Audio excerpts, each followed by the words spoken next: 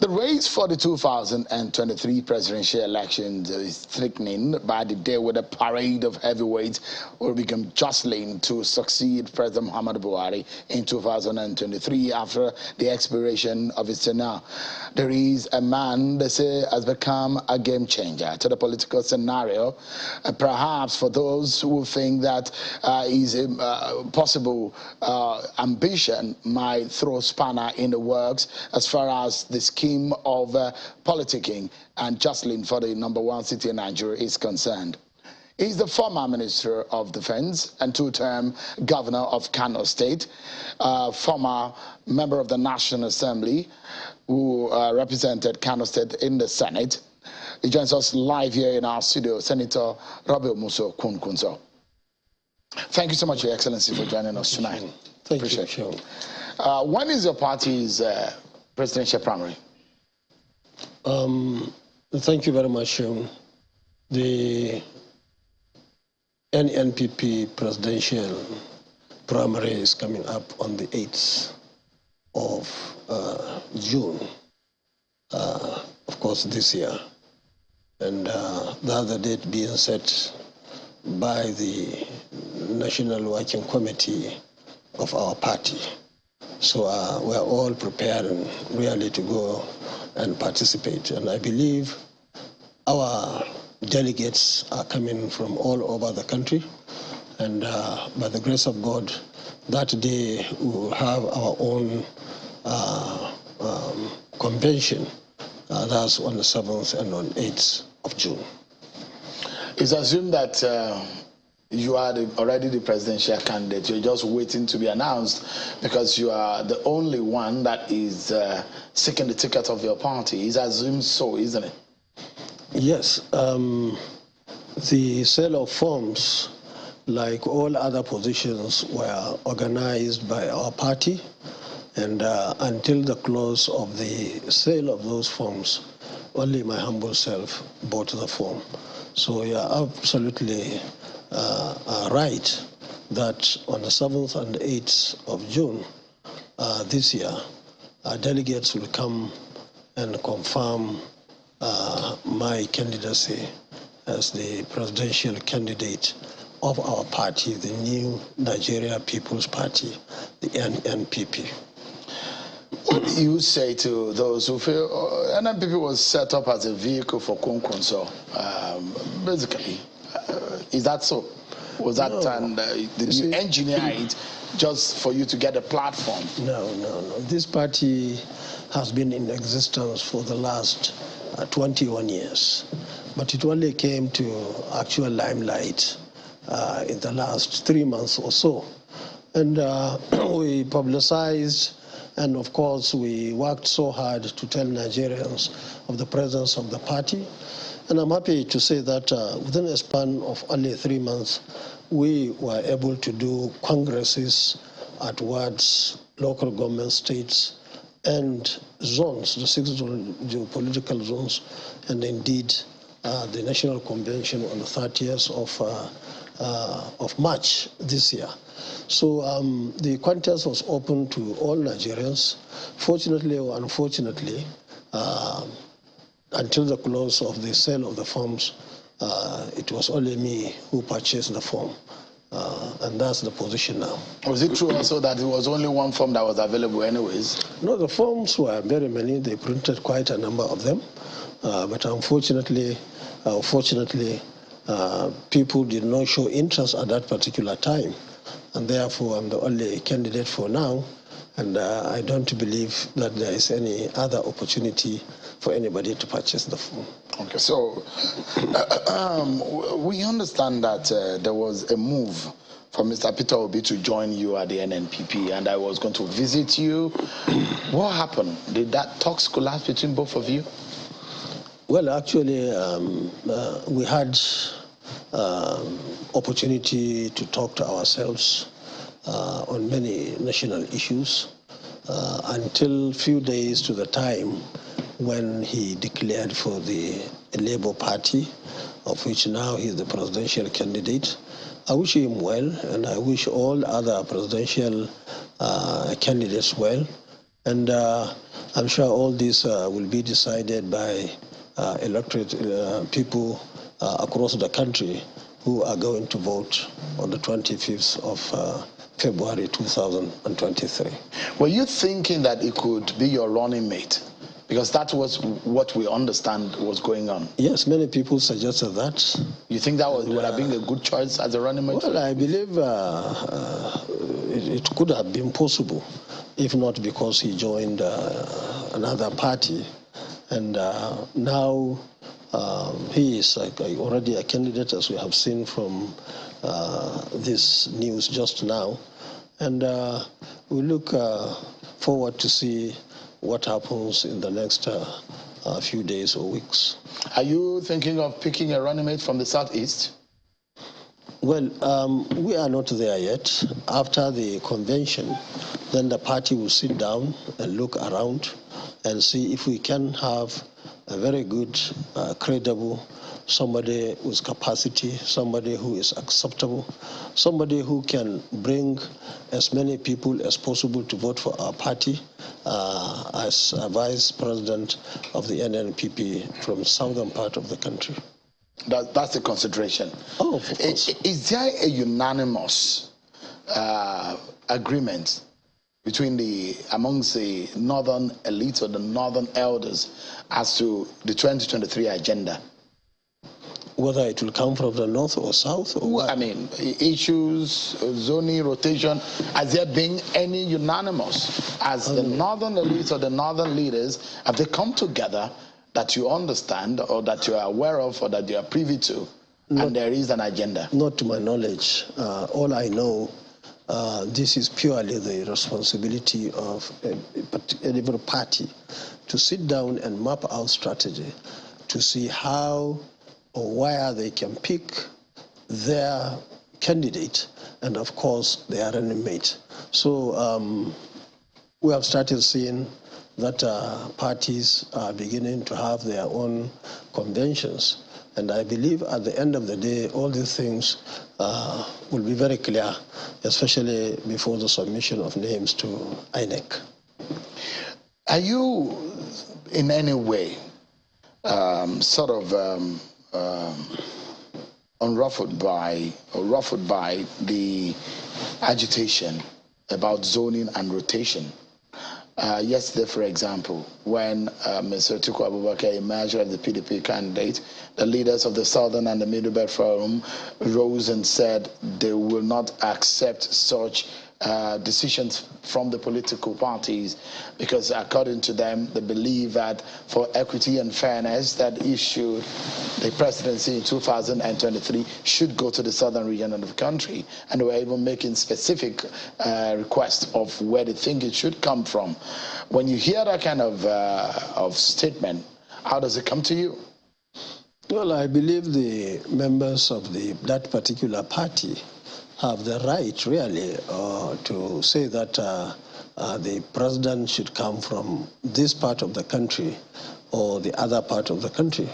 But in any case, in a situation where there was an election, I believe that it's very clear that the party, especially the delegates, decided where the presidential candidate would come from. But for the case, or in the case of APC, the current president certainly is from the north, and people are expecting, under normal circumstance, for the president to come from the southern part of the country. And these are some of the expectations, not only from the southern part of the country, but even from the northern part of the country. Because, as I said, as far as I'm concerned, the issue of where the president comes from is purely the responsibility of the parties concerned. So, this is a national issue, conversation. People think that it is not exclusive to political parties. For those who have argued that President Muhammadu Buhari is a Nigerian, the idea of rotation emerged from some major national issues that emerged. For those who make reference easily to how Olusegun Obasanjo as a person also emerged, who ran against the likes of Olufalaye in 1999, And they'll make reference easily to the fact that it was because of major national issues that threatened the nation's unity. And these issues are still existent in the country today. Is it fair to look away from that and give reasons of political party decisions or political parties leaning to run away from those kind of issues? Yes, as I told you, everybody is entitled to his or her own opinion, whether from northern part of the country or southern part of the country. But to my understanding, the issue of where a candidate comes and even deciding who is the candidate is purely the responsibility of a particular political party. You have seen in the PDP convention, it was only the delegates from PDP. There was no any delegate from anywhere that goes there to participate and decide on who becomes the candidate of that party. And it applies to all other parties.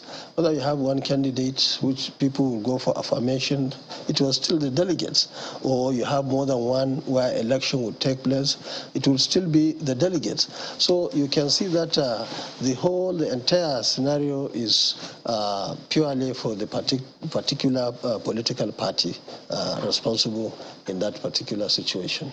Are you aware, or do you reckon that there is some level of division, or there is some kind of there's a need for national cohesion in the country with the way and manner things are going on in the country? Do you believe that our unity in some ways threatened? Yes, I believe so. And in fact, that was why I left PDP and APC. In fact, that's why we decided to join this political party called New Nigeria People's Party. We are sick and tired of the system as it exists today. And that's why we are in NNPP, to bring change, to ensure that we leave the status quo, we leave the way and manner things are happening in this country, especially as it relates to security. Everybody is concerned. The economy itself is not the best in this country.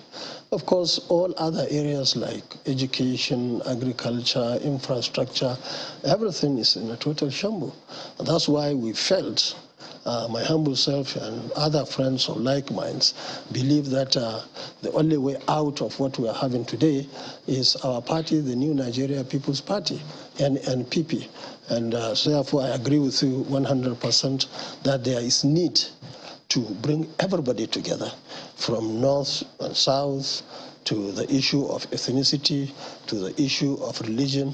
We have seen so much division in the last few years in this country, and that is our responsibility, to come and mobilize people to vote for the party, our party, the NNPP, to ensure that all people in this country are brought together and they are given equal opportunities in this country. I mean, when you talk about equal opportunity, those who will criticize your statement saying your ambition is in fact against the statement you've just made about giving equal opportunities, because you are from Kano State in the northwestern region of the country.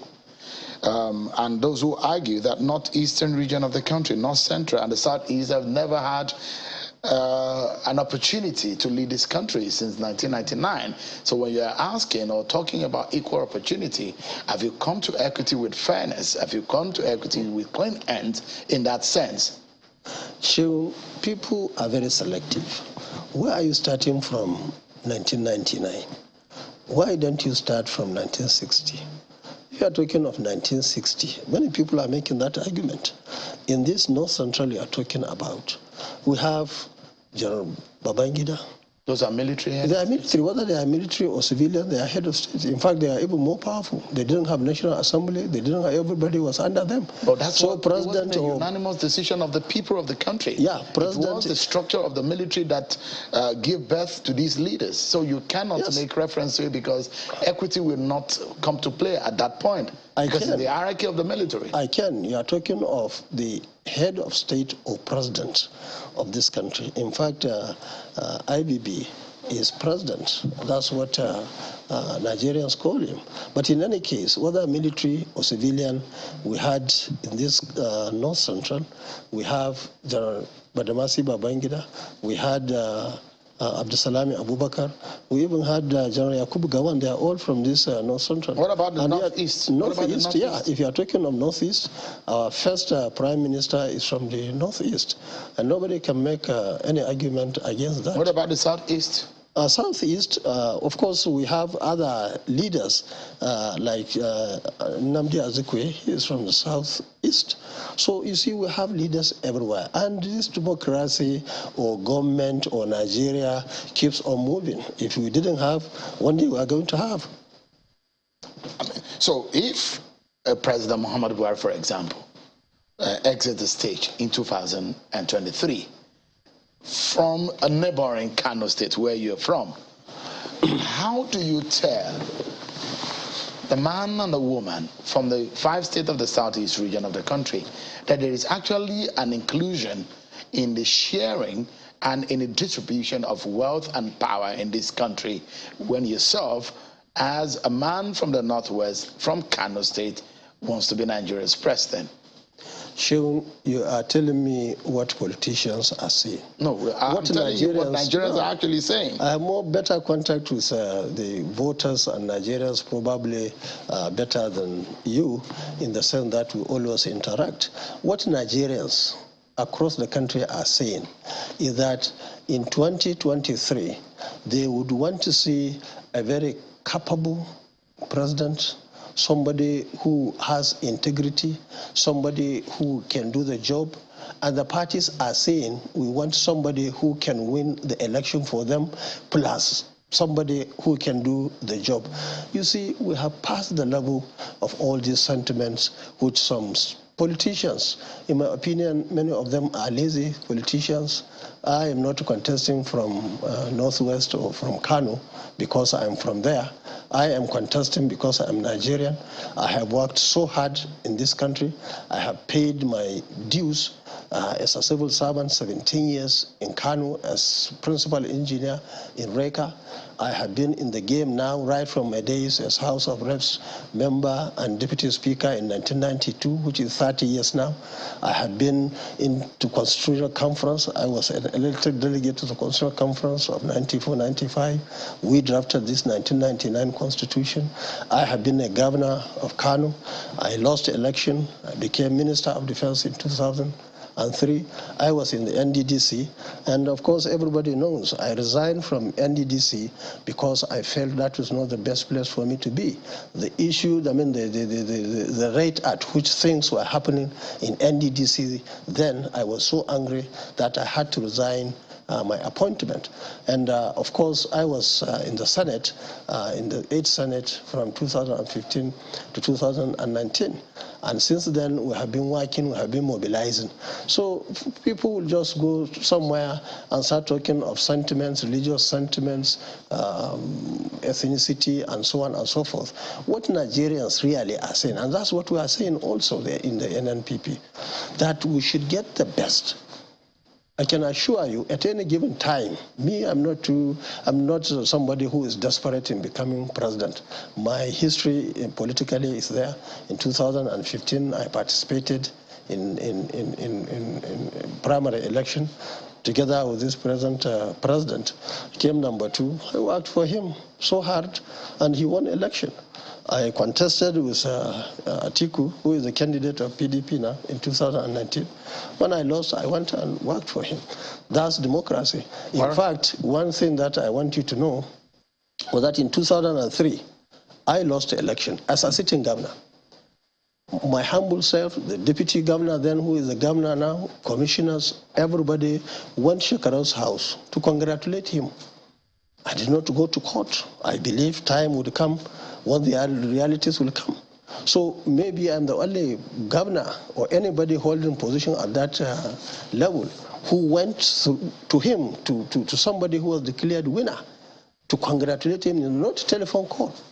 So you see, I'm a Democrat. Jonathan also did that as a president. He considered. No, that's telephone call. Telephone call. Yeah, that's telephone but call. You physically. I went to the house, right. Shekarau's house. Let's take a breather, and when we come back, You have been described as a man who has thrown spanner in the works, especially as far as politics in Nigeria and the presidential race is concerned. I'll be asking you direct questions on this one. And perhaps if you think that you're the best man for the job, I will be asking you also direct question on your solution that you're bringing to the table. Because Nigerians don't want any excuse. What they want is solution, and solution. Yes. We'll take a breather, everyone. And when we come back, our conversation with Senator Robbie Musu Kwankwaso continues after now. Stay with us. We'll be right back. Thank you so much, everyone, for staying with us right here on Politics Today on China's television. We told you earlier that the PDP presidential candidate, Atiku Abubakar, has been going around those who ran in the race with him, the likes of former Senate President Bukola Saraki. Okay, there you see the former Senate President Pius Ayim and former SGF. He also visited the governor of Rivers State, Nyesom Wike, in his home, and also visited the former Senate President Bukola Saraki at his home, also here in Abuja. And, well, of course, we understand that Governor Nyesom Wike has been giving a reception in his home state of Rivers, where he has also been speaking about what really went down and what he could have done to possibly scuttle the primary, especially against a run of play as things were happening right there at the National Stadium in Abuja. I'd like you to take a listen to the governor of Rivers State, Nyesom Wike.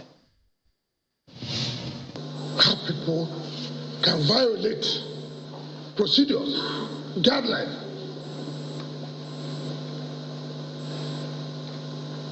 Somebody has spoken.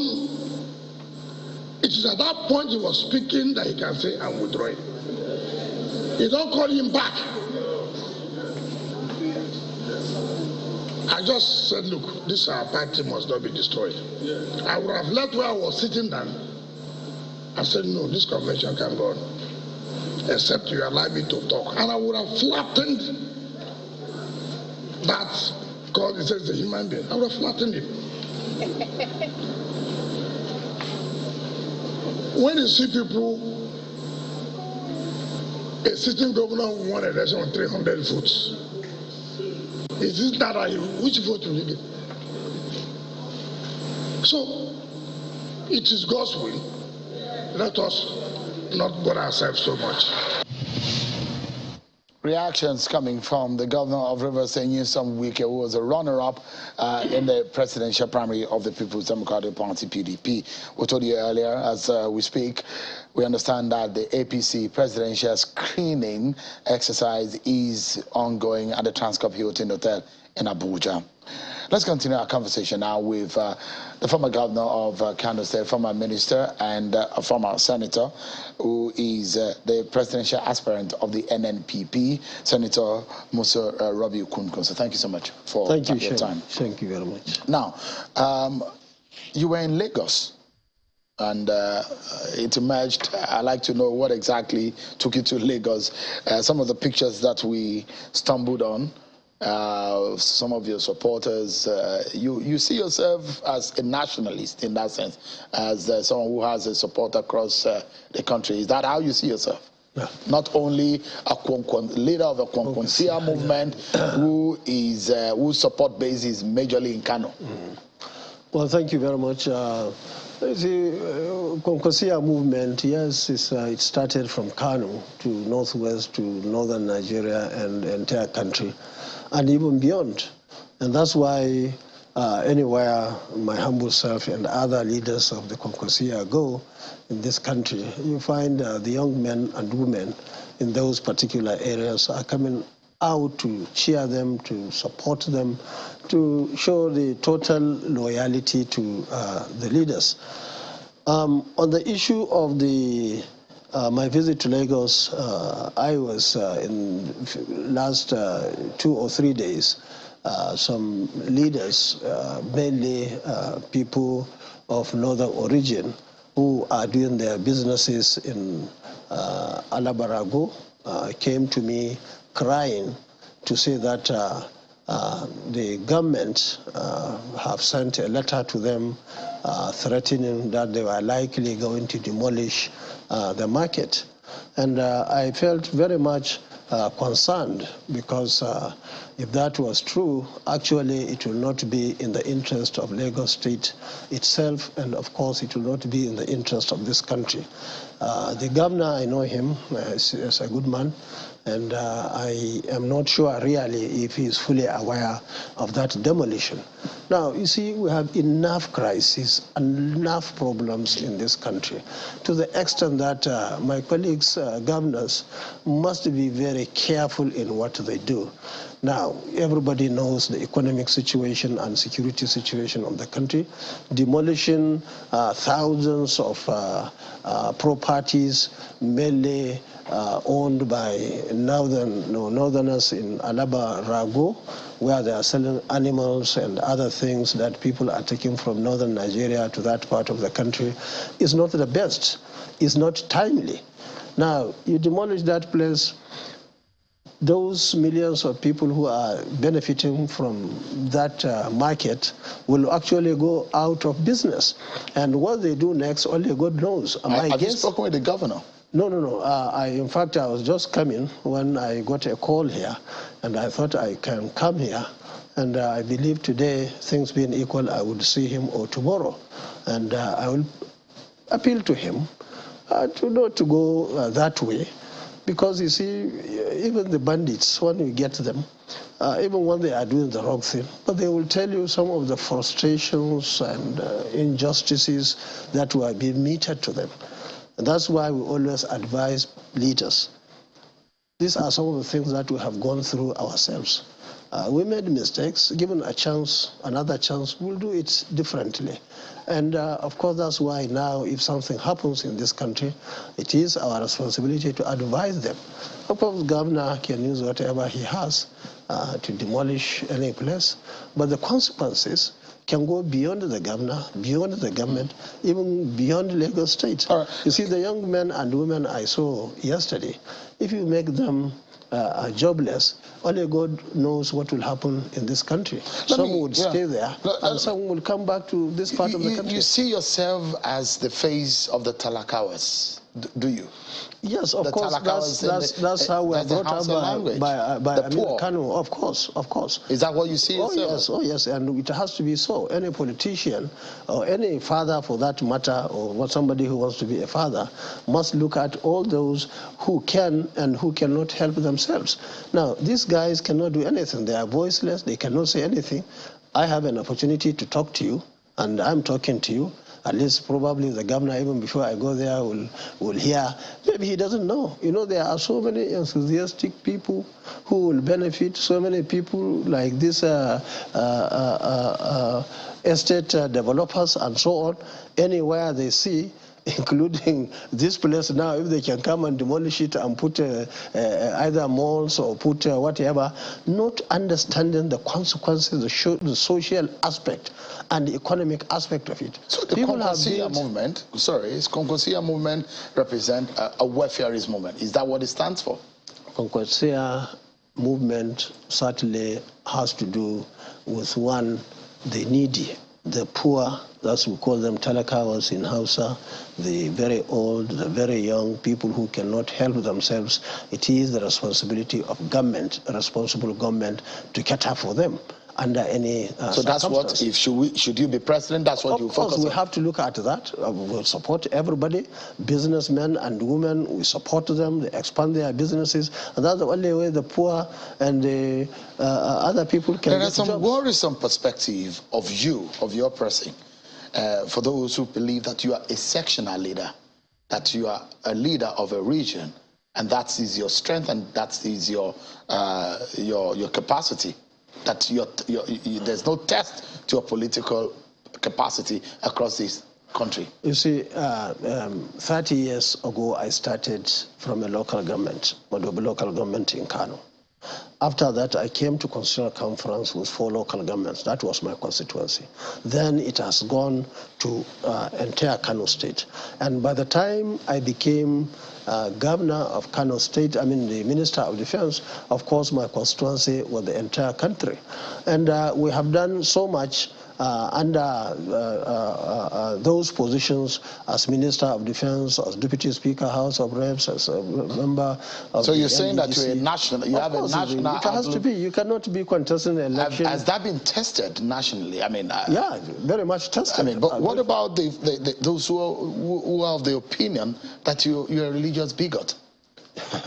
Now I can tell you, if there is anybody who suffered the issue of religion, it is me. In 2003, there are many people in Kano State who believed that I wasn't forthcoming in terms of Sharia or implementation of Sharia in Kano. And that goes a long way in why I lost election in 2000. So you don't see yourself as a religious extremist? That's what I'm telling you. Because you see, those at that particular opinion that you have some extreme At that particular time, in 2003, in Kano, many people went and voted based on church and mosque in 2003 in Kano, because our president then, PDP, was a Christian from the south. And many governors at that particular time were telling everybody in northern Nigeria that they should vote for them as governors and vote for Buhari or NNPP at that particular time. I stood as a politician, as a Democrat, I stood my position to say that, look, if president, whether Christian or Muslim, whatever, of my party is thinking, so be it. We go together.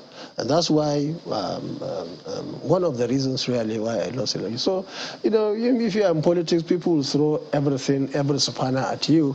But the good thing is, we thank God, every day the graph is going up and up. Before now, like I told you, we started from a local government. Now we are at the national level. And I can even tell you that Kwankwaso is not only in Nigeria. We have offices in many African countries, in Europe, in America, Asia, and so on. I have, we just about, how many seconds, less than 100 seconds to go on the program tonight. And I have 2 quick questions that I'd like you to answer too. You have been drawn into the politics of the primaries of the PDP. Did you partake in it? We understand that you aided and you supported your friend in giving the delegates to him for the primary. Is that so? No, you see, I saw that, and I asked my staff to respond to that. Of course, it was denied. It was not true.